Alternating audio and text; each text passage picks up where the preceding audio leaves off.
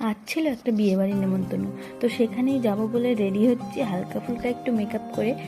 আসলে বেশি গরম তো, তাই খুব একটা বেশি মেকআপ করবো না, হালকা পাতলার মধ্যে করবো। আর কী কী মেকআপ প্রোডাক্ট ইউজ করছি সেগুলো তোমরা একটু দেখে নিতে পারো পজ করে। হ্যাঁ, বিয়েটা ছিল ভবনে, আমাদের বাড়ি থেকে ওই 5 মিনিট মতো লাগবে টোটোতে যেতে।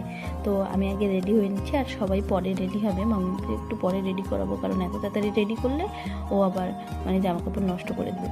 আর জানো তো, আমি লিপ লাইন করতে খুব ভালোবাসি, কারণ আমার লিপস্টিকটা একদম পারফেক্ট হওয়া চাই, তা না হলে মনে হয় কি আমার সাজটাই ঠিক হয়নি। তারপরে দেখো আমি একটু বানানা পাউডার দিয়ে মেকআপটা সেট করে নিচ্ছি। এই পাউডারটা না আমার খুব ভালো লাগে, আমার স্কিন টোনের সাথে একদম মিশে যায়, একটা স্মুথ লেয়ার দেয়, আমার খুব ভালো লাগে। তো লিপস্টিক পরে দেখো কেমন লাগছে, আর লিপস্টিক পরলেই না পুরো সাজটাই একদম কমপ্লিট হয়ে যায়। আই মেকআপের মধ্যে আমি হালকা একটা পিচ কালারের আই শ্যাডো দিচ্ছি। আসলে বেশি মেকআপ করব না, কারণ কি এটা একটু দূরের সম্পর্কের বিয়ে তো, আর নিজের রিলেটিভসের মধ্যে হলে তাহলে সেখানে বেশি একটু গর্জিয়াসভাবে সেজে যাওয়া যায়। আর এইভাবে যেতে না কেমন যেন একটা লাগে আমার। আইলাইনার পরতে যাবো আর আমার কোনো গন্ডগোল হবে না, সেটা তো হতেই পারে না। তো আইলাইনারটা পরে মুছে নেব যখন শুকিয়ে যাবে।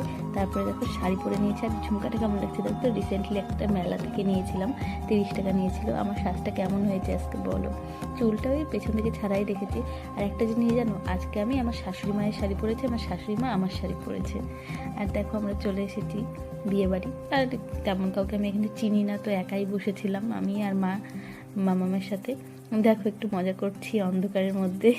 তো আজকে ভিডিওটা তোমাদের কেমন লাগলো কমেন্টে জানিও, কিন্তু আর আমাকে কেমন লাগছে সেটাও জানিও কমেন্টে।